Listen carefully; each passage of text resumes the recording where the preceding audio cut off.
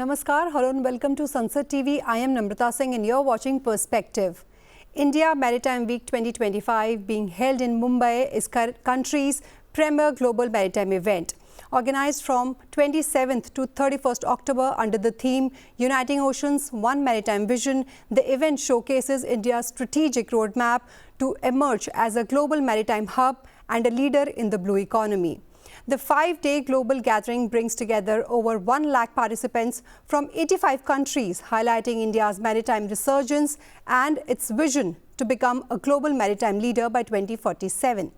The event was inaugurated by Union Home Minister Amit Shah in Mumbai on October 27th, marking the start of the world's largest maritime gathering.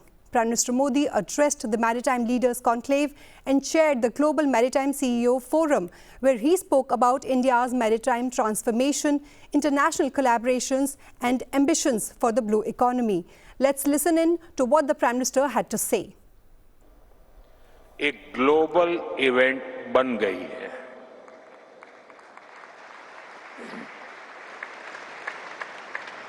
आज यहाँ इस कार्यक्रम में दुनिया के 85 से अधिक देशों की भागीदारी ये अपने आप में एक बहुत बड़ा मैसेज दे रही है। शिपिंग जायंट्स, उसके सीईओ से लेकर स्टार्टअप्स तक और पॉलिसी मेकर से लेकर इन्वेस्टर्स तक इस समय सभी यहां मौजूद हैं। स्मॉल आइलैंड नेशंस के प्रतिनिधि भी यहां उपस्थित हैं। आप सभी के विजन से इस समिट की सिनर्जी और एनर्जी दोनों बढ़ा दी है। साथियों, अभी यहां शिपिंग सेक्टर से जुड़े कई प्रोजेक्ट्स का शुभारंभ हुआ है। शिपिंग सेक्टर में हुए लाखों करोड़ रुपए के एमओयूज भी जारी हुए हैं। ये दिखाता है कि भारत के मैरीटाइम सामर्थ्य पर दुनिया का कितना विश्वास है।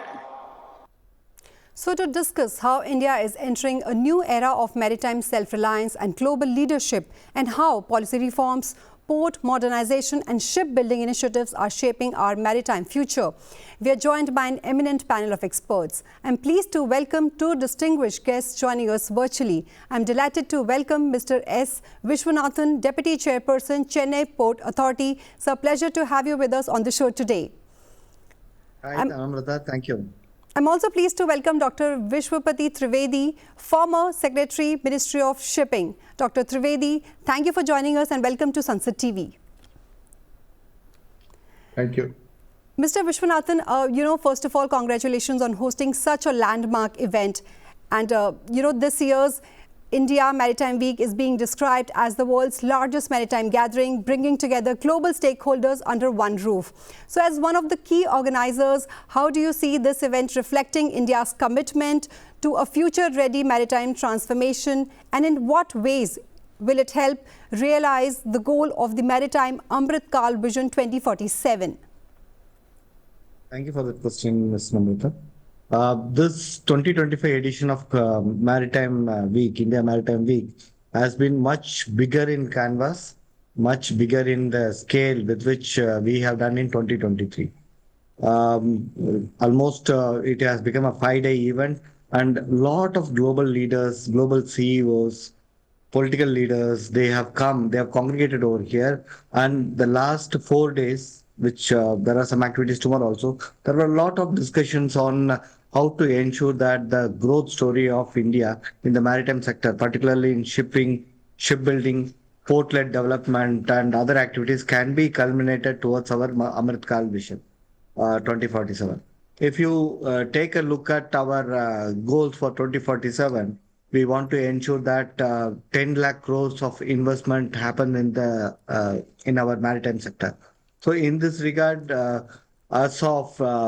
as of today, totally almost around 10 lakh crores worth of investment has happened A lot of MOUs have been signed. People are very positive about it. The energy here is very good. There is a lot of improvement in the way the infrastructure is being planned.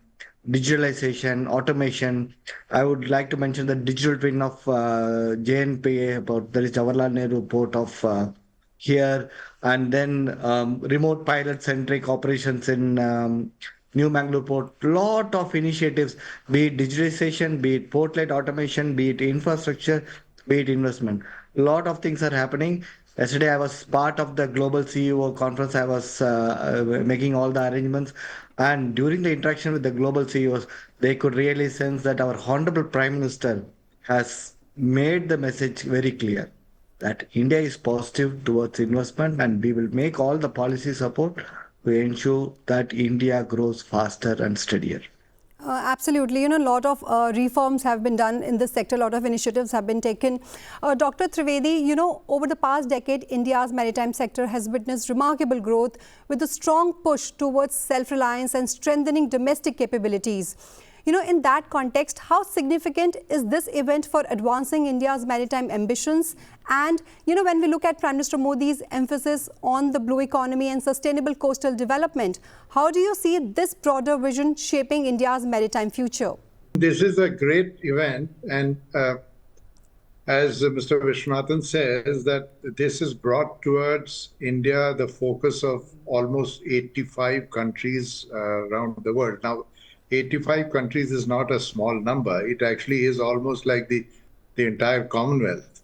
There are big, small countries with all kinds of levels of CEOs, politicians, entrepreneurs, potential entrepreneurs, and as PM says, from startups to the biggest of the industrialists who have shown interest. Some of the things that have happened in the port-led development over the last decade or so, I must bring back to you a little bit of a history that port-led development was an idea that Honorable Prime Minister Mr. Modi had floated when he took the first government's charge in 2014. We were asked to make a plan about the port-led development. The 9 coastal states were brought into it.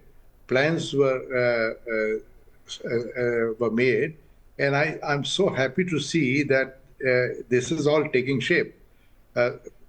Port-led development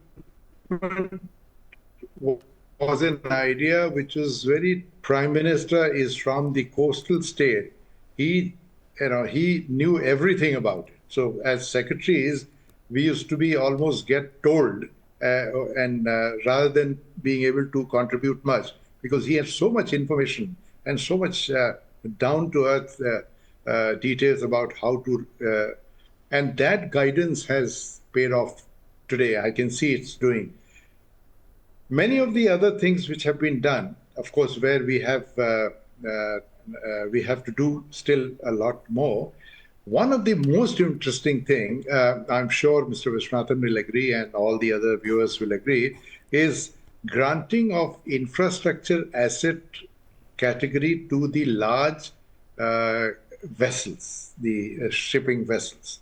This, I believe, the rules are still to be totally notified, the detailed rules, but I believe it is about 10,000 GT and above, which is pretty good. I mean, some small boat owners are also trying to tie into this, but I think as a first flush, this is a great scheme. It brings the inherent capacity in the shipbuilding area, where we don't have any problem in shipbuilding, but what we were losing out was the high interest rate and the long-term availability of finance to the shipbuilders. We have some very remarkable shipbuilding yards in the country. So many, 6, 7 at least. Some really big ones they have the capacity. But the private builders could not. There was a difference about 25 to 30% in the cost of building of ships. Now, this infrastructure asset status will enable long-term cheap finance, and I mean, they can They can tie up into invits. They can tie up in bundles. They'll be treated like roads and airports and such things, which Right. get the. This is a huge development which I see. There are many others which have happened. Vijingam, for example, is something to be very proud of. 18 Right. meters near depth. I mean, in We will talk about all the initiatives, sir, during the show. Mr. Vishwanathan, Prime Minister Modi, addressing this Maritime Leaders Conclave, he said that maritime sector is driving India's growth and announced initiatives worth 2.2 lakh crore rupees to boost the country's maritime and shipbuilding capabilities, alongside several MOUs in the shipping sector. So how do you view these reforms, and in what ways has the India Maritime Week created a strong platform to drive such large-scale transformation and investment? Thank you. In fact, if you had noted the speech which the Prime Minister gave during his deliberation to the plenary session also, Right. and also if you look at the speech he has given to the global leaders also, he is very clear. He says that shipbuilding and ship sector is going to really boost our export-import capabilities, and we would like to become top 10 shipbuilding nations by 2030. And by 2047, among all the countries, we would like to become the top 5 nation in shipbuilding. So our goal is very clear. This is the trajectory with which we will have to progress. The nation has to progress. And in this regard, almost 69,700 shipbuilding incentive and around 70,000 crore modernization have been announced. This will definitely make a marked improvement in our shipyards, our port infrastructure, and to ensure that our PPP-driven innovation will happen very strongly. So in every aspect, we would like to work to ensure that if suppose a ship will be requiring 5 years to construct, whereas a foreign country is able to do that in 3.5 years, why that 1.5 year delay is happening? And what is the need to ensure that it is made in a faster manner? One of the reason may be that many parts may be coming from a foreign country, Right. because of which lead times, and we are not able to ensure the time supply chain in an appropriate manner. Now with Atmanirbhar Bharat and lot of collaborations being happening, there is a lot of indigenization happening. Most of these products which we are actually sourcing from foreign countries now will start getting produced in India. There is a big startup initiative. There is a big industry support anchoring towards that. And when this all will combine, this lead time will not only become 3.5 years from 5 years, it will definitely reduce to 3 years. Because when it is digital initiatives, we led the entire globe into showing how the Indian minds can work. And in the similar sector, with Indian entire 1.4 billion population putting their efforts into innovation and ensuring a shipbuilding ecosystem, I'm sure we would really set trends, and by 2047 we'll become the top 5 nations among the world in shipbuilding. Definitely. During his address, Dr. Trivedi, the Prime Minister acknowledged the presence of representatives from several small island nations, noting that their participation has added great synergy and energy to the summit.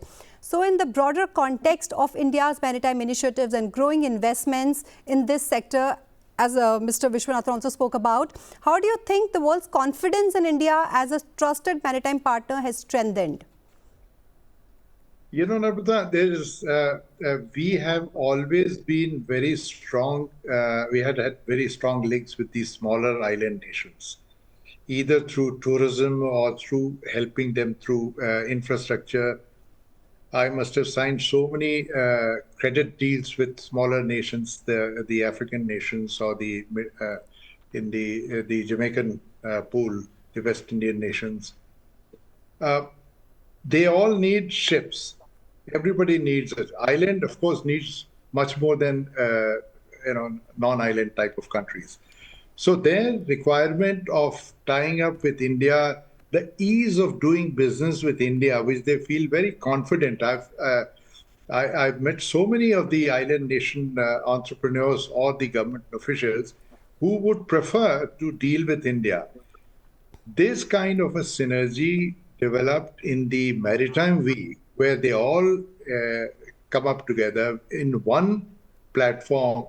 They get to meet a whole lot of all the major ports, chairman, vice chairman, deputy chairman, they are all there. Mr. Viswanathan must have already handled 15, 20 island nations who have come to him to see how, even Sri Lanka, I mean, Sri Lanka is very well connected to our Chennai port, Tuticorin port, and so on and so forth. I mean, they all depend a whole lot on India. So India has a responsibility to stand up and welcome them and synergize further, especially in the light of all the geopolitical turmoil that's going on around us. We need to consolidate more, and this event could not be held at a more appropriate time in the year than this one.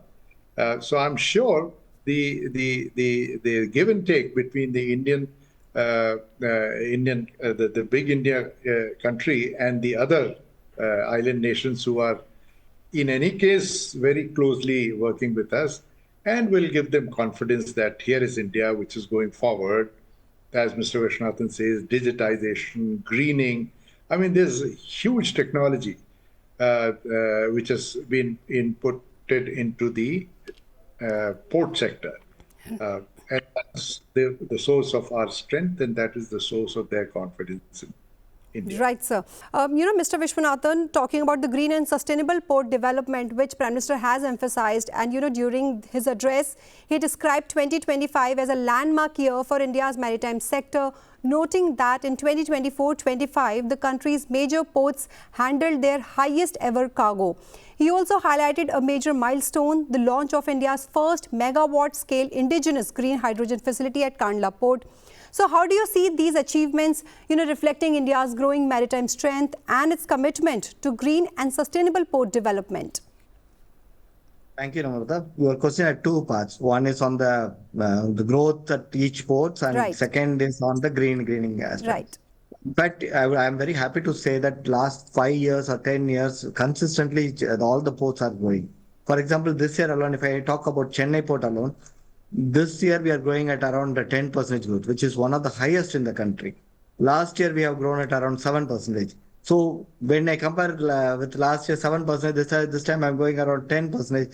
So the trajectory is very clear. And it's not only Chennai port I'm talking about. All the other major ports are also putting their full efforts into this EXIM sector, and a lot of progress is also being happening. Now, when we talk about green hydrogen, which Honorable Prime Minister also mentioned, Kandla Port, then Paradip Port, then Tuticorin Port. All these three ports have been identified as the major hubs for green hydrogen fuel. So vast lands have been identified so that these lands can be put into use. A lot of MOUs also in this regard has been signed. All these three ports put together, they have signed around 4 to 4.5 lakh of crores of worth of MOUs, and many of these projects are relating to green hydrogen. So the country is very clear, the government is very clear that greening will be the way to go ahead. In fact, another one initiative that is happening is every port will start having one green tug. We are having a green tug transition program. So every port will start having a green tugs, and this one number will replace all the tugs. So there will be, if I compare now with around 2030 or 2032, in 5 to 7 years, all the tugs also will become green. So this will create its own momentum to our shipbuilding industry also. They have already started making green tugs. For example, Cochin shipyard has already started, they have started taking orders from all the ports in this regard. So green tug is happening, green hydrogen production is happening. And I'll give you one inside information. Right.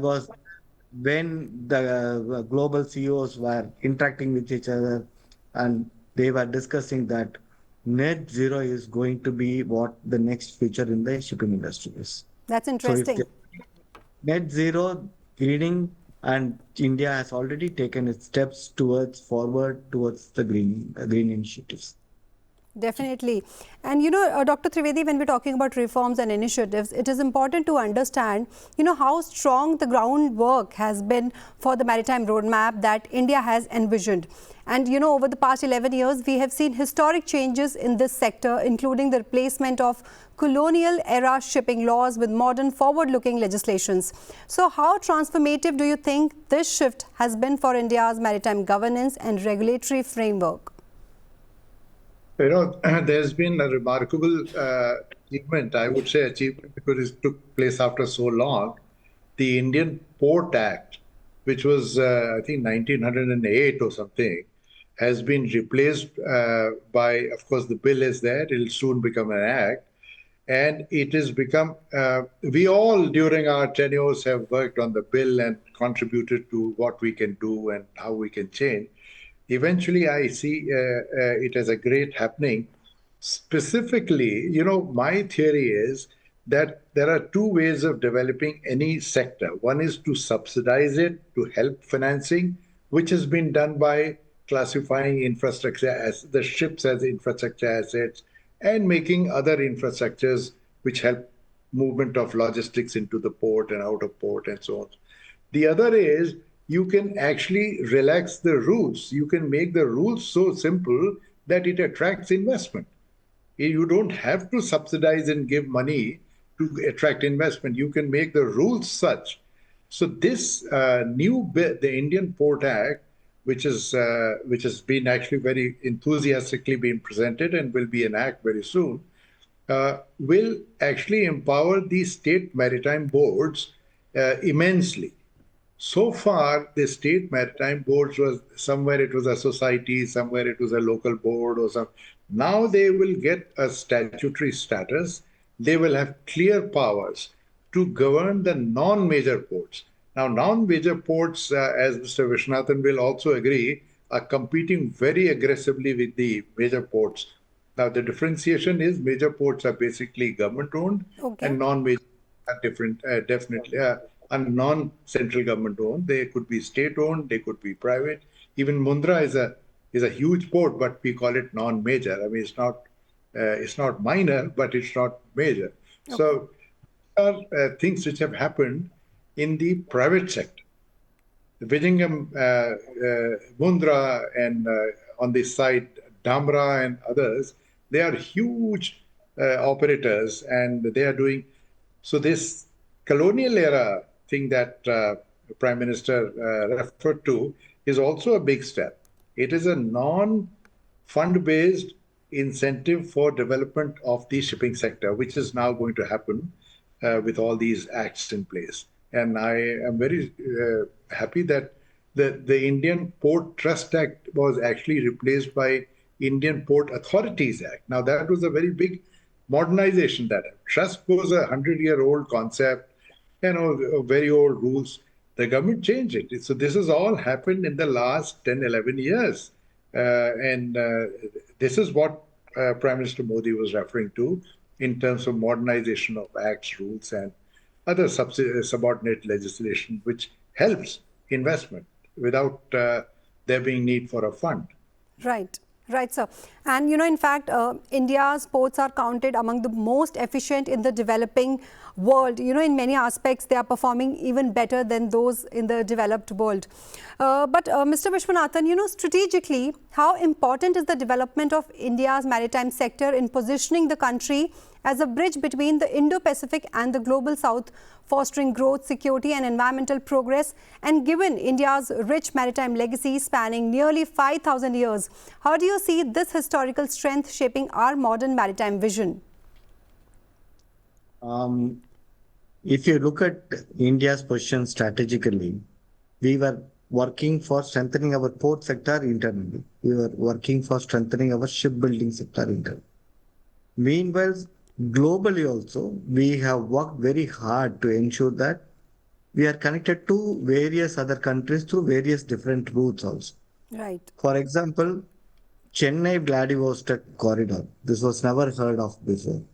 Now, to go from Bombay to St. Petersburg, it used to take 40 days.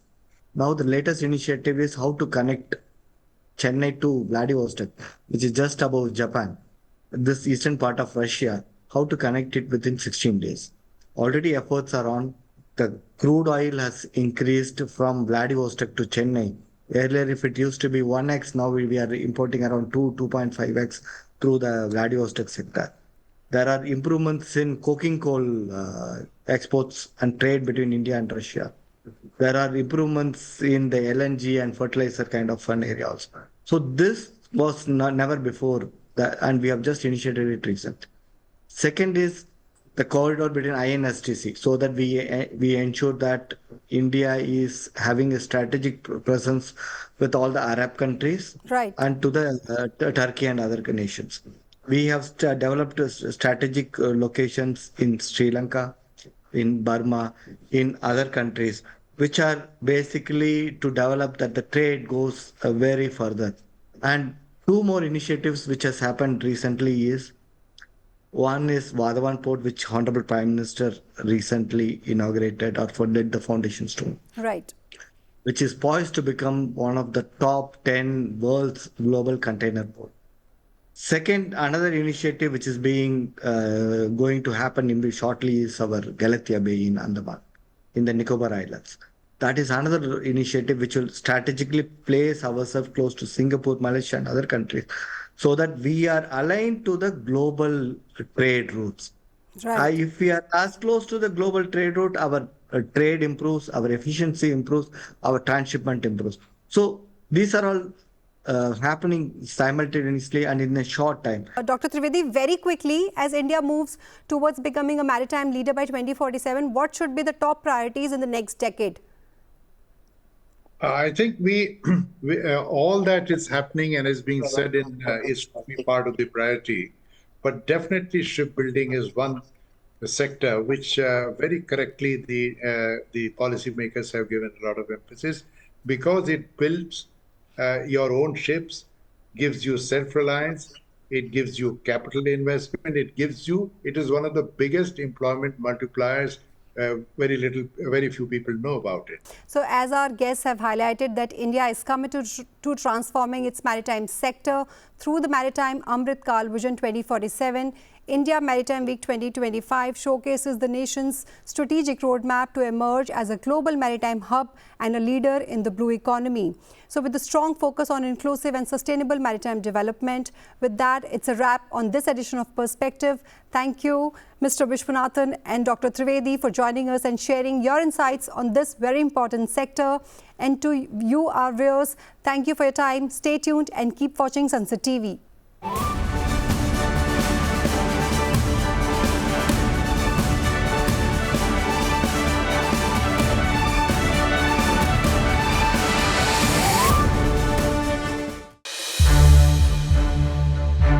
To watch more programs of Sansad TV, subscribe to our YouTube channel and don't forget to like and share them.